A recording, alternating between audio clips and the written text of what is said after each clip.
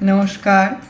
ঠাকুরের লীলা প্রসঙ্গ বলতে গিয়ে আজকের যে লীলার কথা বলছি, আমরা সবাই ঠাকুরকে জানি তিনি না খাবার, তিনি কোনো কিছু খাবার তিনি খেতেন না, না তেনার বস্ত্র, তিনি তেমনভাবে তিনি বস্ত্র একটা ধুতি আর একটা গায়ে চাদর এটাতেই তার হয়ে যেত, অর্থেরও তার কোনো প্রয়োজন পড়তো না।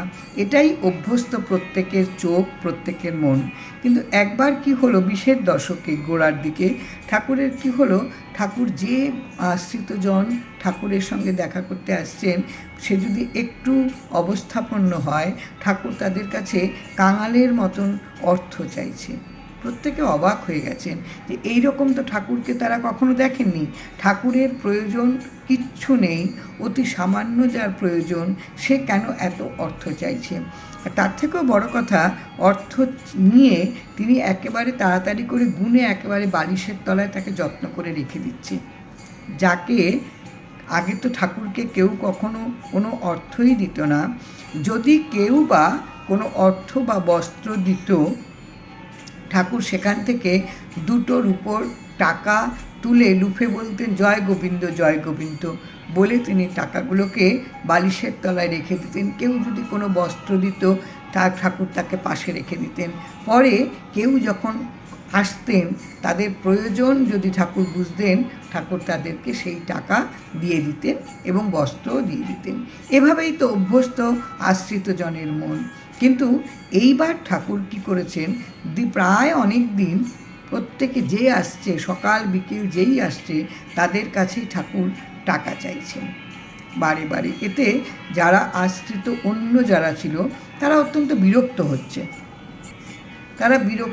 ভাবছে এইটা কি হলো, ঠাকুরের হাত কি এবার প্রসারিত হলো যে আজ আস্তে আস্তে ঠাকুর একটা বাসস্থান চাইবেন, এরপরে ঠাকুর একটা খাদ্যের ব্যবস্থা চাইবেন। মানে আস্তে আস্তে ওদের মনে হতে থাকলো যারা আশ্রিতজন যে তার মানে ঠাকুর বোধহয় আগে নিজের জমিটাকে পাকা করে নিলেন, যে ঠাকুরের প্রতি প্রত্যেকেই বিশ্বাস, ভরসা, নিষ্ঠা এটাকে এবার অবলম্বন করে ঠাকুর এবার অর্থ উপার্জন করতে শুরু করেছেন। যে পাহাড়ের শৃঙ্গ সমান উচ্চতা, তারও উপরে যার উচ্চতা, মাথায় মুকুট পরে রয়েছে, তাকে এভাবে ধুলোয় লুটোপটি খেতে দেখে প্রত্যেকেই কষ্ট পাচ্ছে যে ঠাকুর এটা কী করছেন।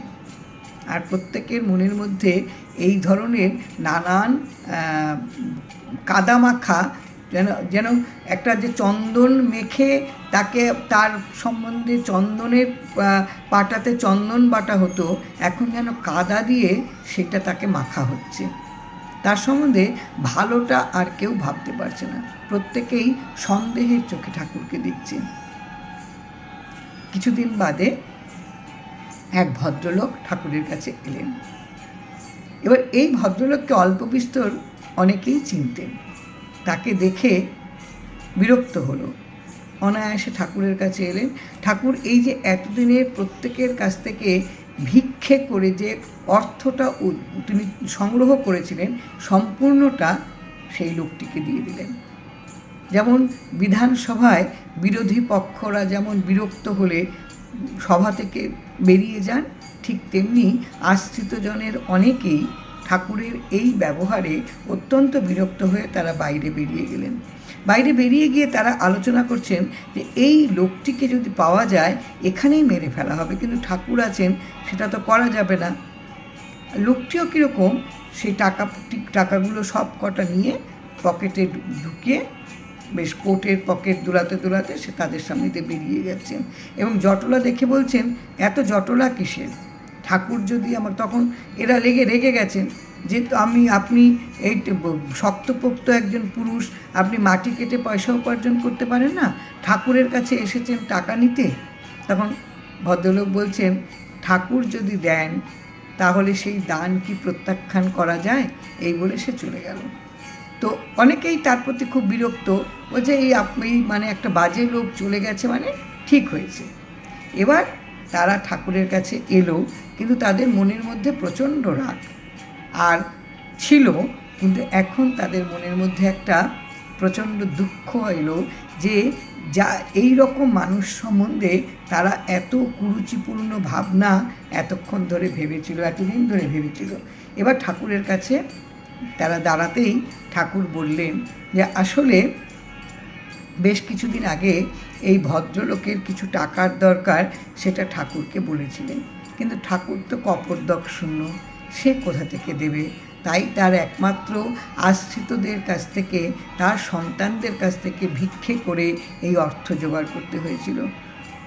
ঠাকুর যখন তারা রেগে গিয়ে বলছেন যে এটা আপনি কেন করতে গেলেন, তখন ঠাকুর বলছেন কি করব, তার প্রয়োজন, যার দরকার, যে বিপদে পড়েছে, যার বিপন্ন অবস্থা, তাকে উদ্ধার করা তো প্রত্যেকেরই দরকার।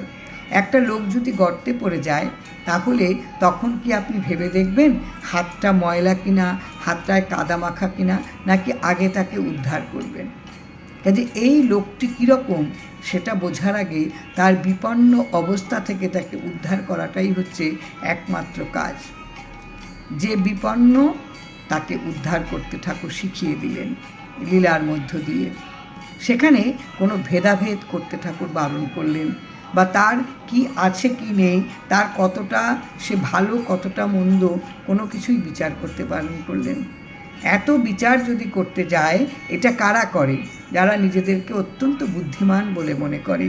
তারা কোনো কিছু দেবার আগে পাত্র পাত্রী বিচার করে নেয়। এই বিচারটা তখন বিচারই থেকে যায়, আসল কাজটা আর হয়ে ওঠে না। এটা কিন্তু আছে মানুষের মধ্যে, ভীষণ আছে। যে আমি কাউকে একটা কিছু, কেউ আমার কাছে চাইলো, আমরা বিচার করতে থাকি সেটা তার কতটা দরকার, তার কতটা প্রয়োজন। তাকে যদি আমি দেখি যে অত্যন্ত বিপন্ন অবস্থার মধ্যে রয়েছে, সত্যিই তার দরকার, কিন্তু তখনও কিন্তু আমরা বিচার করতে থাকি যে তার আদৌ দরকার কিনা। ঠাকুর বলছেন যে বিপন্ন, যে বিধ্বস্ত, যে বিপদগ্রস্ত, তাকে কিন্তু দেখেই বোঝা যায়। কাজেই এত সূক্ষ্মাতি সূক্ষ্ম বিচার করে কোনো দরকার নেই। বিপদ যখন কেউ কারো হয়েছে, তখন তাকে সাহায্য করাই একমাত্র দরকার। কি অপূর্ব করে ঠাকুর লীলার মধ্য দিয়ে তিনি ভিক্ষে করে তিনি এক বিপন্ন আশ্রিতর রক্ষা করেছেন। এটা কিন্তু ছড়িয়ে দিয়ে গেলেন মুক্ত, যার কুড়ানোর সে কুড়াবে। আসলে তিনি তো আছেন, আমরা তো অহং বোধ নিয়ে বিচার করি। তিনি আছেন, তিনি যেটা করার তিনি ঠিক করাবেন আমাদের দিয়ে, এবং আমাদের কাছে এসে সেই কাজটা করবে, কারণ যে কোনো কাজ তিনিই দেন। কাজেই সেই কাজটা করতে গিয়ে আমাদের বুদ্ধিমত্তার এত বিচার, তুল্যমূল্য বিচার না করাই ভালো। ঠাকুর কিন্তু এটাই বলে দিলেন। জয় রাম, জয় রাম।